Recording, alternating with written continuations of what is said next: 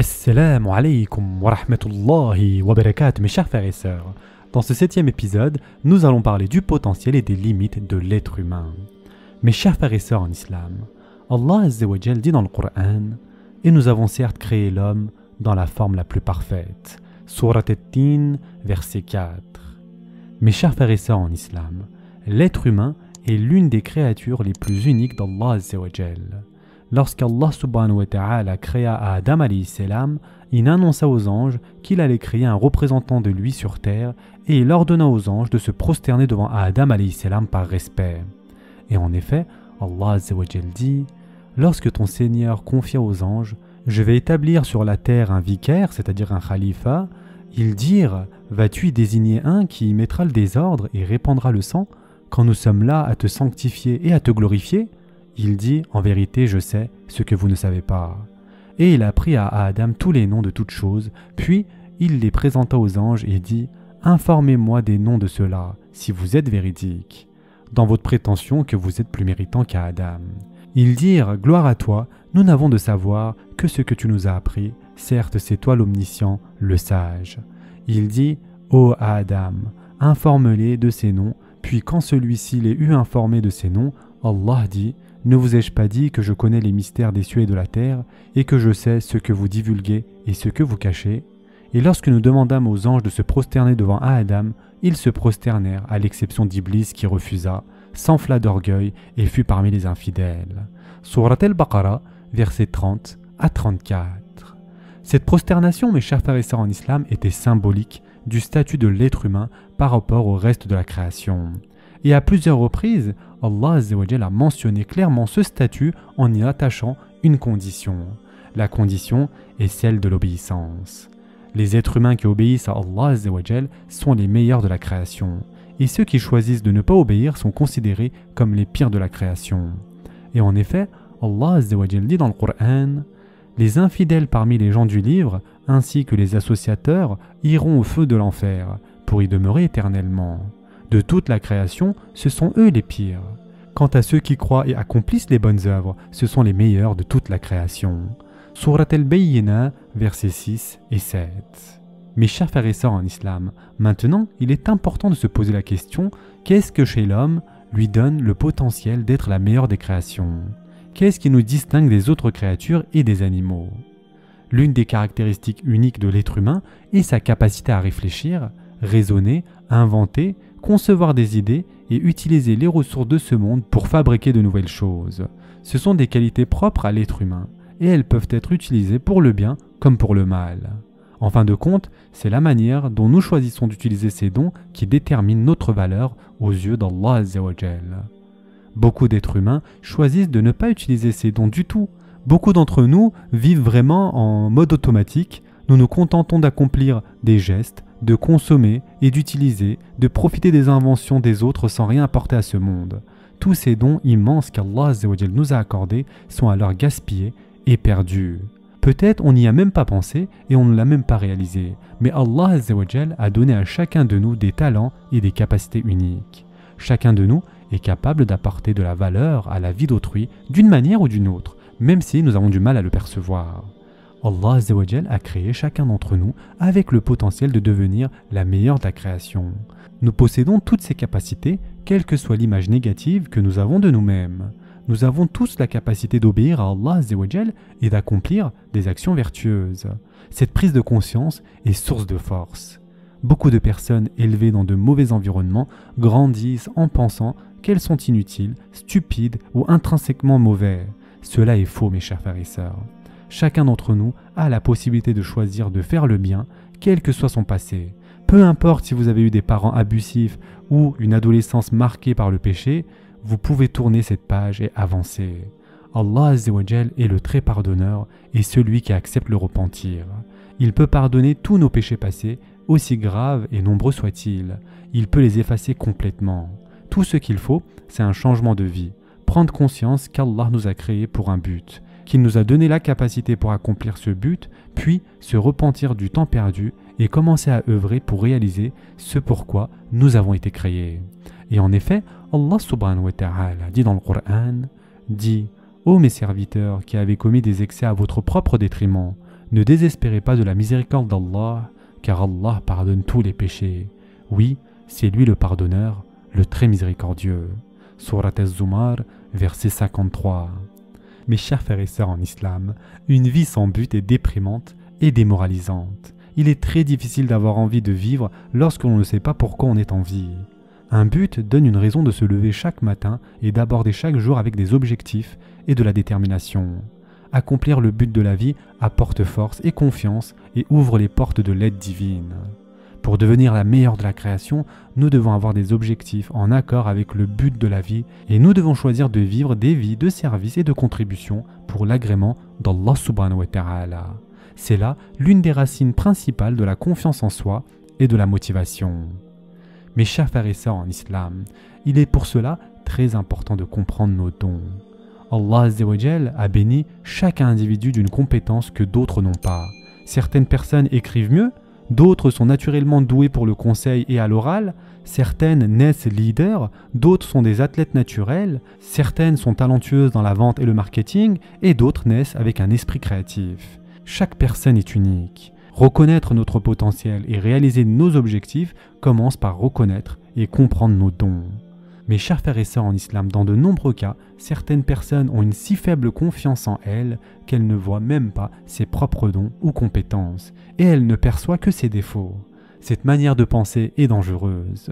Et en effet, le prophète sallallahu alayhi wa sallam a dit « Les gens sont comme des mines d'or et d'argent. Les meilleurs d'entre eux durant l'ignorance sont les meilleurs d'entre eux en islam, s'ils comprennent. » Et ce hadith a été rapporté par Muslim. Mes chers frères et sœurs en islam, ce hadith signifie que les gens ont en eux un grand potentiel. Tout comme il faut creuser profondément une mine sous la terre pour découvrir l'or, de la même manière, nous devons creuser en nous-mêmes, au-delà de nos défauts, pour découvrir nos dons. Si vous ne savez pas quels dons Allah Azza wa Jal vous a accordés, il est temps de les découvrir. Il existe de nombreuses façons pour cela. L'une de ces façons est l'introspection. Regardez notre vie passée et identifions dans quoi nous avons toujours excellé. Tout le monde a quelque chose dans lequel il a excellé et cela devient notre point d'ancrage, notre don.